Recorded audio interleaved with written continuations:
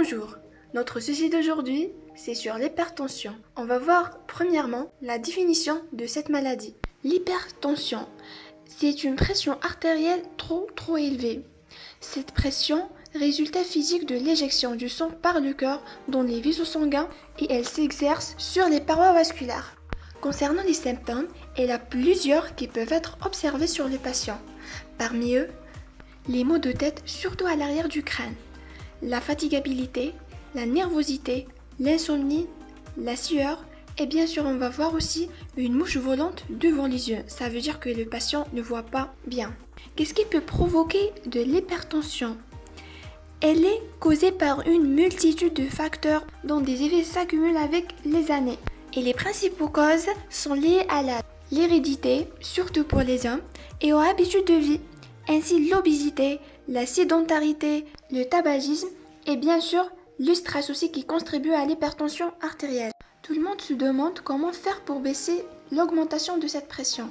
Alors, lorsqu'elle est découverte, il est indispensable de revoir son hygiène de vie. Ça veut dire qu'il faut modérer la consommation d'alcool, avoir une activité physique, lutter contre le stress, arrêter de fumer, surveiller son taux de cholestérol, surveiller aussi sa glycémie et avoir une alimentation équilibrée. À propos de l'alimentation, on va voir tous ensemble quels sont les aliments à éviter en cas de l'hypertension. Donc, les aliments déconseillés pour l'hypertension artérielle et ce qui entraîne une augmentation de sa valeur, les bouillons cubes, le mélange d'épices, la moutarde, le fromage, ça suffit une portion par jour.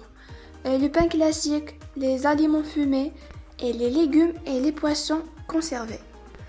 Retournons maintenant à la question très importante, quel est le traitement de cette maladie? Donc, médicalement, on a les antagonistes des récepteurs de l'angiotensine, on a aussi des inhibiteurs de l'enzyme de conversion, des antagonistes calciques, les bêta-bloquants, les anti-hypertenseurs centraux et dernièrement on a aussi les alpha-bloquants. Nous savons le traitement et on va savoir maintenant quand pouvons-nous le prendre.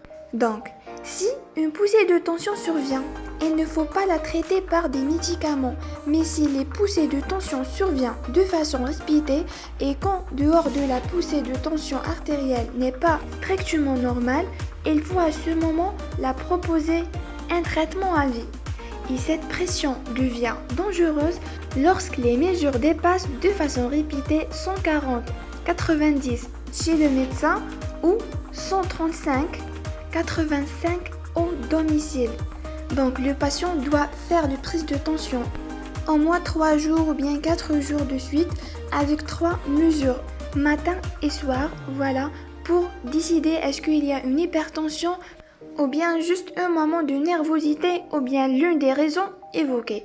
On arrive mes chers au bout de notre vidéo, j'espère que vous avez bénéficié et comme d'habitude n'oubliez pas de m'encourager par un abonnement et activer la cloche pour recevoir toutes les nouveautés.